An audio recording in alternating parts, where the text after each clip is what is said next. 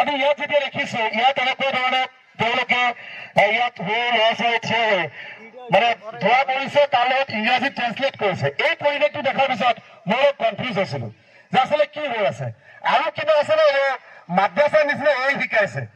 মই অলপ কম্পেয়াৰ কৰিলো যে তেতিয়াহ'লে ছাত্ৰটো ইয়াত কিয় দিছে, তেতিয়াহ'লে মাদ্ৰাছাত দিব লাগে।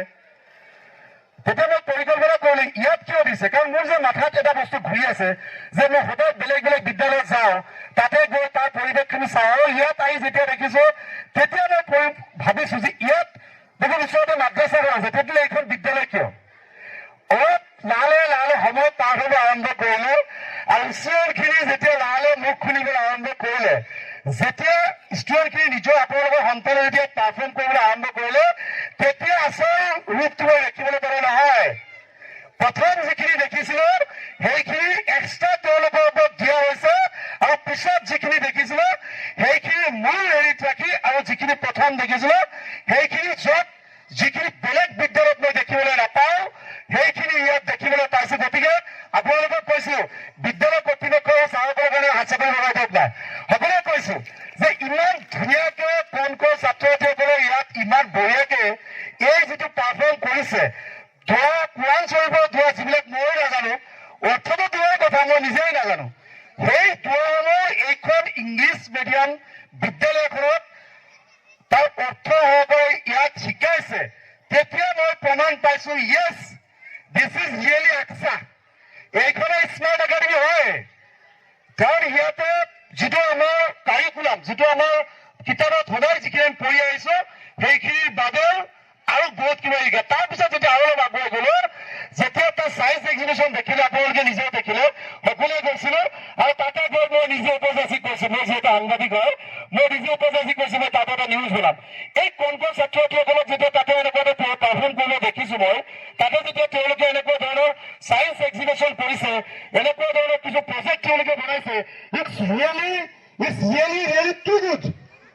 মইতো আচৰিত হৈ গৈছো। মই তেতিয়া ভাবিছো যে এই বস্তুখিনি বেলেগত দেখুৱাব লাগিব, আৰু ইয়াৰ পৰা বেলেগে ইনস্পাইৰেশ্যন হ'ব, আৰু তেওঁলোকৰ অনুপ্ৰেৰণা পাই তেওঁলোকে নতুনকৈ কিবা কৰিবলৈ আৰম্ভ কৰিব। মই তেতিয়া ভাবিলো তাতেই শেষ হ'ল নেকি। মই ভাবিছিলো এইখিনি এক্সিবিশ্যন কৰিলে, কিবা কিবি কৰিলে, আমাৰ টেলিভিশ্যন, আমাৰ গামোচা দিলে, সকলোকে মাতি ইয়াত বহালে শেষ হৈ গ'ল।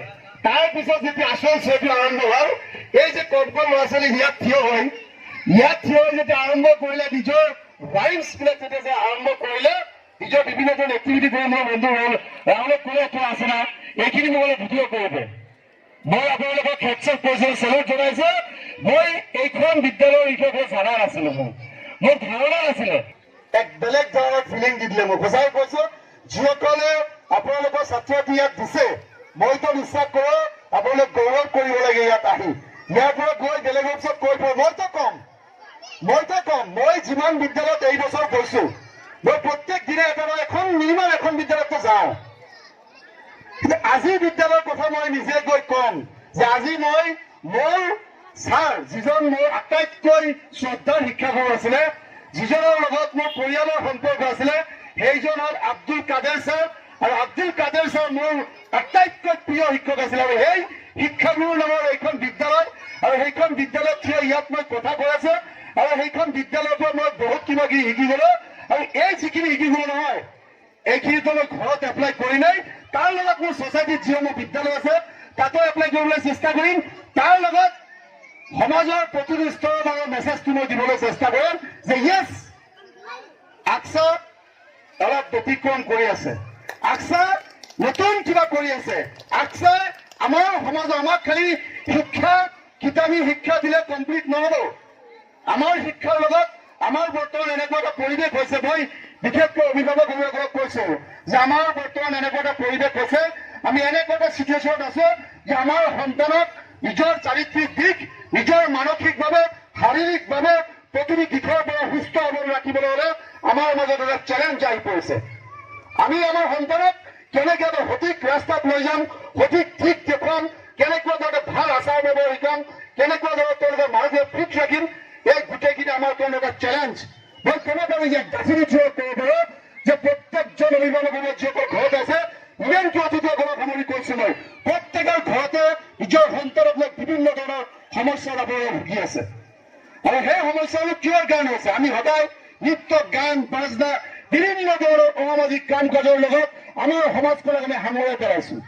আৰু সেই মুহূৰ্তত এইখন একাডেমীয়ে য'ত আমাৰ সন্তানক, আপোনাৰ সন্তানক, এই অঞ্চলৰ সন্তানক য'ত ধৰ্মীয় শিক্ষাৰ পৰা লৈ নীতি আচাৰ ব্যৱহাৰ প্ৰতিটো বস্তু যেতিয়া শিকাইছে নহয়, তেতিয়া অনুমান কৰিব পৰা গৈছে যে এইখন বিদ্যালয়ৰ দ্বাৰা এই জিৰণত অঞ্চলত আমি অলপ বেয়া পোৱা আছিলো, আমি অলপ এই অঞ্চলত এক নতুন জাগৰণ, এক নতুন ৰঙীন সবুজ কৰিবলৈ সক্ষম হ'ব এনেকুৱা ধৰণৰ একাডেমীৰে। আৰু এই একাডেমীতে মই এনেকুৱা এটা পৰিৱেশ পাইছো য'ত মাত্ৰ 5 বছৰ, 6 বছৰ, 7 বছৰৰ ল'ৰা ছোৱালীয়ে নিজৰ ৰাইমছ কৰাৰ লগে লগে, নৃত্য কৰাৰ লগে লগে কিন্তু ধৰ্মীয় শিক্ষা তেওঁলোকে ল'বলৈ সক্ষম হৈছে। আৰু এনেকুৱা এটা বিদ্যালয়ত মোৰ ফালৰ পৰাতো মই চেলুট নজনাই মই চেলুট কৰিছো। আৰু এনেকুৱা বিদ্যালয়ত যে আপোনালোকৰ সন্তান পৰিছে, সঁচাকৈ আপোনালোকৰ ভাগ্যৱান। হয়তো মই ওচৰত নাই, মোৰ দূৰত ঘৰ হয়, মোৰ দ্বাৰা সম্ভৱ নাই। যদি সম্ভৱ হলে হয়, যদি সম্ভৱ হলে হয়, মোৰ সন্তানকো মই এনেকুৱা বিদ্যালয়ত পঢ়িলে হয়।